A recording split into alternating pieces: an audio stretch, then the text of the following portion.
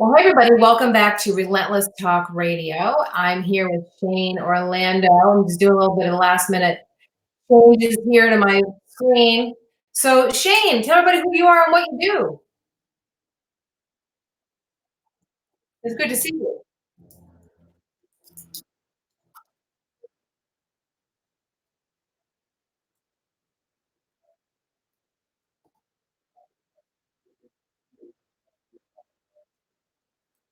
You're just an underachiever, right?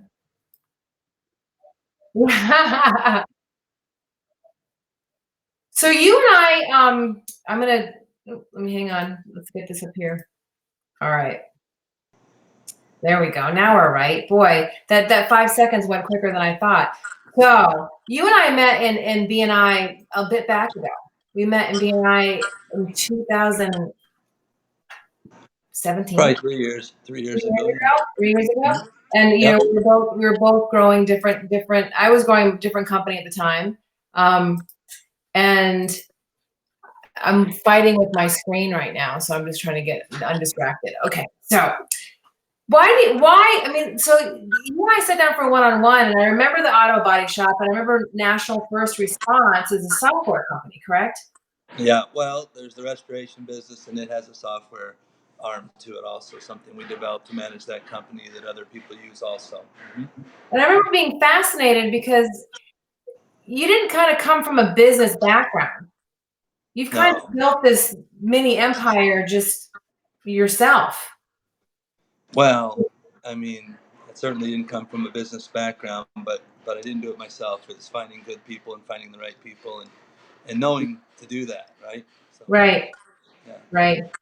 So why auto body, then why the restoration business, and then why the software thing? Because see, I get beat up on all the time. People say, "Michelle, just choose one thing," and I say, this is what I love about you and I.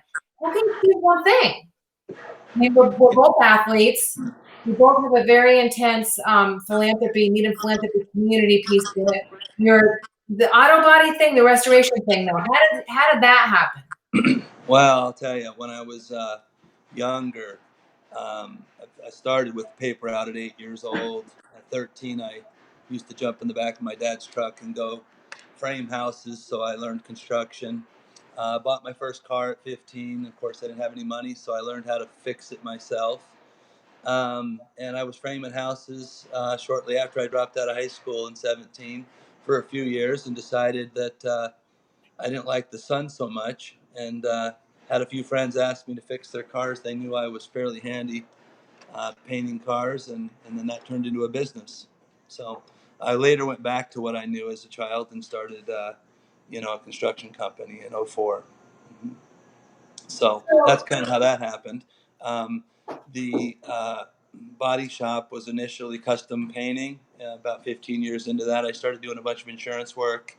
Um, and then in '07, when my construction or home building business fell apart because there was no homes to build with the banking crisis we had, I took what I knew at the body shop and fixing cars and dealing with insurance companies and brought it over to the construction side and started repairing people's homes that suffered insurance losses there. So it's kind of a natural move for me. So Super smart. So you you mentioned learned earlier the something from being in software. the auto body business about the fact that if you were to tap into the insurance companies paid the bill.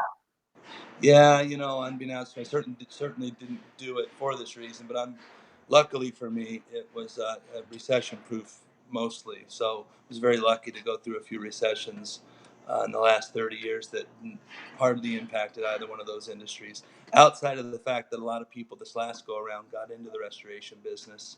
It's a lot more competitive than the auto body business. So there was an impact there. But you did mention earlier about the software, and that came about because I'd partnered with a friend of mine from high school about 7 years ago in the restoration business, and his former business used technology to have a competitive advantage over his other people in the same industry, and so we developed our own to do the same thing. So that's how that came about. And do you sell that software to other organizations, or is it just within your own organization? No, we use it as a software as a service, and we have other companies paying us monthly subscriptions to use it around the country. Mm-hmm. You're super smart.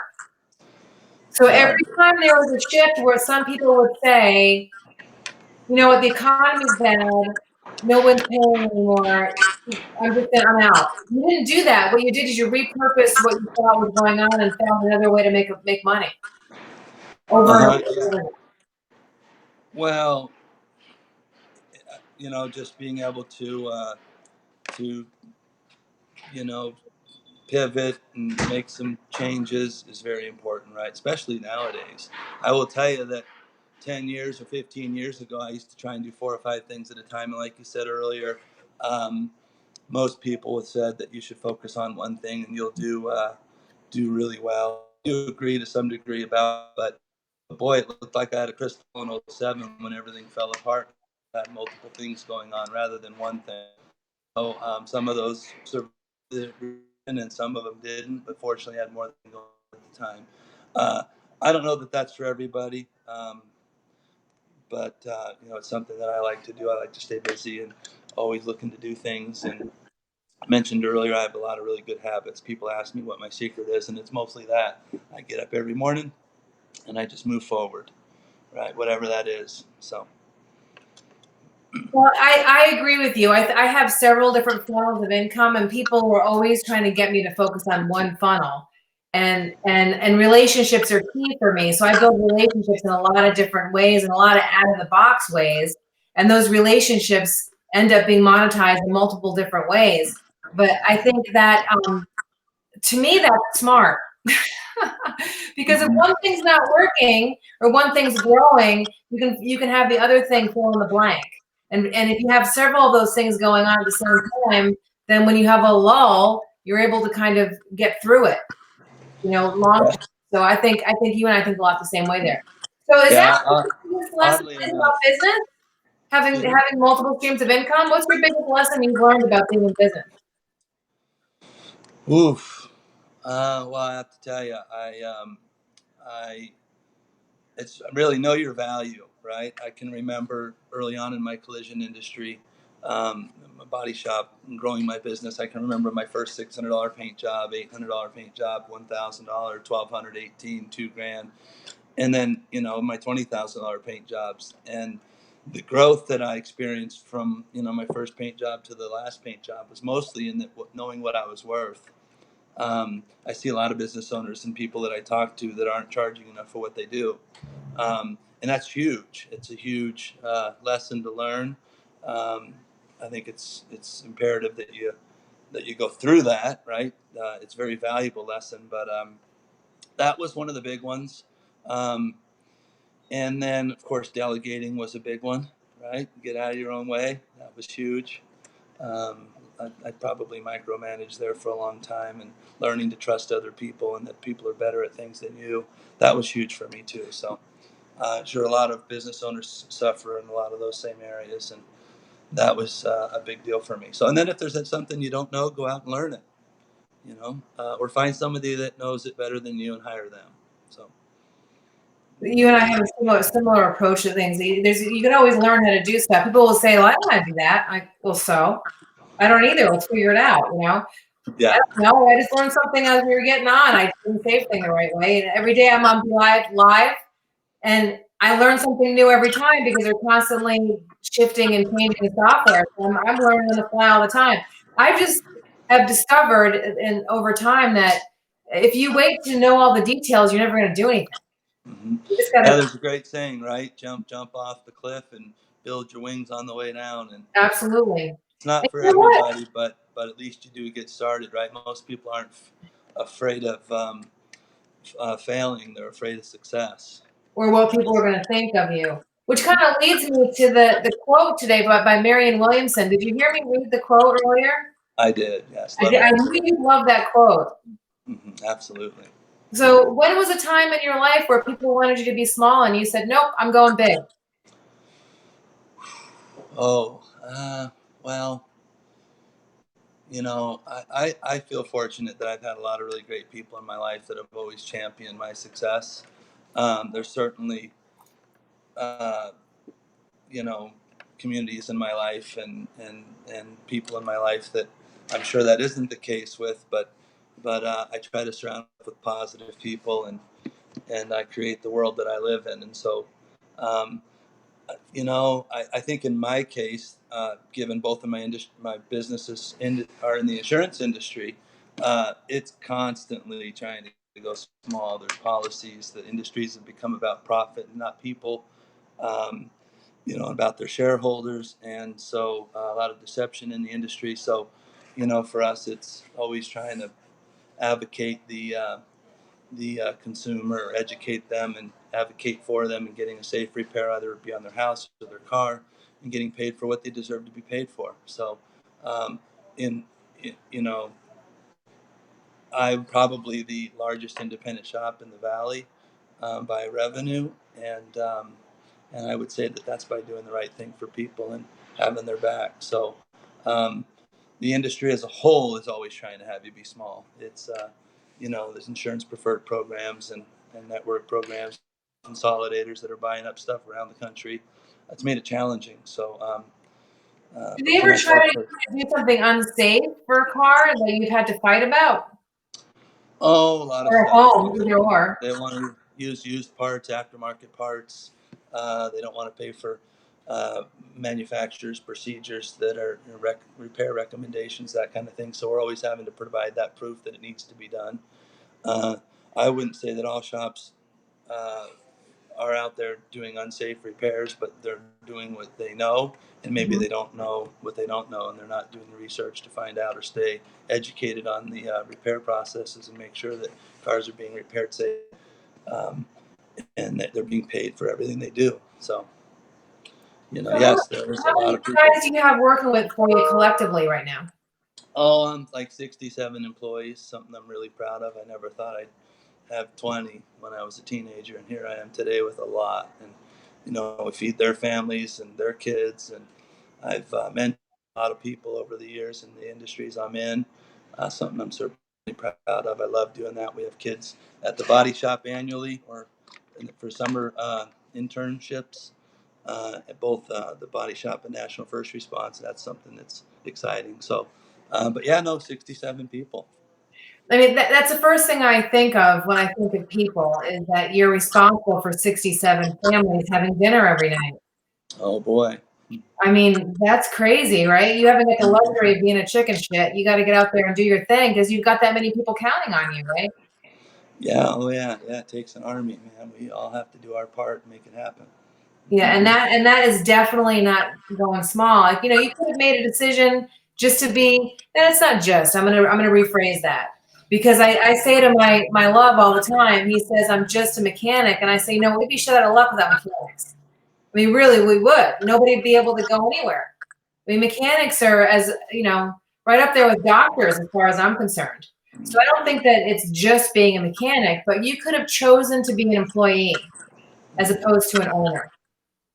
Yeah, I'm not wired that way. In fact, I was told years ago by somebody that if you see on somebody's resume they were a paper boy, they had a paper route, hire them on the spot. And I can't agree more, right? I had one. Those people are driven and motivated. So I don't think I was ever really cut out for a job. So, Yeah. Yeah, um, I feel the same way. Even when I did have jobs, I was always treating their business like it was my own anyway. So I figured I might as well work for myself, right? yeah, oh, absolutely. Yeah. So you and I also share fitness in common. Yeah. We both use Isogenics products, which is pretty cool. I didn't know that until we spoke earlier. But you have a competition. We both have a fitness competition coming up in April. Yeah. Yeah. April. That's pretty crazy. So you turned 50 this year, right? I'll be 50 in September. Yeah. See, and I turned 53 in October, so I've got a couple of years on you. But what made you decide that you were going to, get into a very small age to get on a stage? That's what you're doing. Well, I'll tell Really you, tiny, basically, by the way. Super tiny. yeah, it's not new to me. I try to every 10 years, every 5 years, have a personal fitness goal, being the best shape that I've ever been. Yeah. Started at probably 35. I mean, I've been training since I was 17, but at 30, 35, 40, 45, and now 50, I want to be in the best shape of my life. The competition, I'm scared to death, but that's why I'm doing it. I may as well do it. I'll just take that go on that journey and see what it provides. You know, I'm certainly loving the discipline that it's taken to do it. And it's somewhat of a bucket list item. I just want to do it and see what comes of it. So And see what happens. challenge, yeah. So I'm super excited to see what happens. We'll have to stay in touch as we train. I'll be sharing my journey. Are you going to be sharing your journey online? Are you going to be sharing it on social media? Yeah, absolutely. You bet. Okay, cool. So tag me on some of these big posts that you have so I can support you. Good for you. I'm super proud of you. Yeah, well, and Daphne just said she's watching in the background, and she says 50 is a new 30. Absolutely. Absolutely. So how do people get a hold of you for the auto body piece first? What was that? I'm sorry. How do people get a hold of you for the auto body piece? Well, go to orlandoautobody.com. You can check us out on Facebook at Orlando Auto Body, Instagram at Orlando Auto Body. The phone number at the office is 480-844-4858. 844-4858. Yep. I'm just putting it up on the screen now. Yeah. 480-844-4858. Mm-hmm. Okay. And how about the National Restoration, National First Response? So that's nationalfirstresponse.com. Also on Facebook is National First Response. Instagram, National First Response. And the phone number there is 480-380-2600. 380-2600.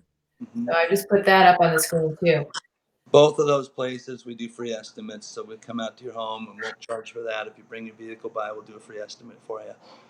We have an ability on our website at Orlando Auto Body to give you an estimate so you don't have to travel all the way over there.